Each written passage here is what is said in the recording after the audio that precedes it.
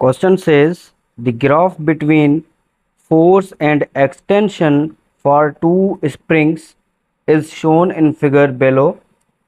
Then find the ratio between the spring constant.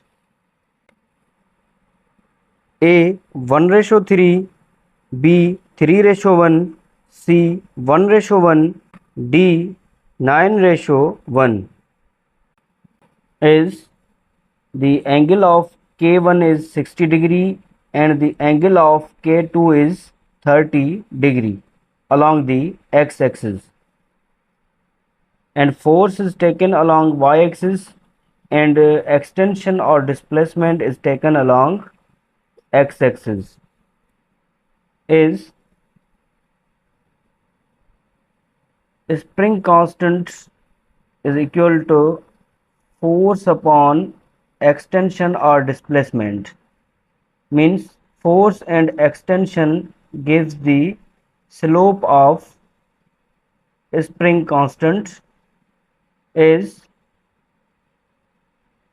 the slope of spring constant is calculated by using formula tan theta. So we have to find the ratio of K1 and K2 is K1 upon K2 is equal to tan theta 1 divided by tan theta 2. Here the angle of K1 is 60 degree, so tan 60 degree divided by the angle of K2 is 30 degree, so tan 30 degree is the ratio of spring constants will be obtained as the value of tan 60 is under root 3 divided by tan 30. The value of tan 30 is 1 upon under root 3. So we can also write this as under root 3 divided by 1 upon under root 3.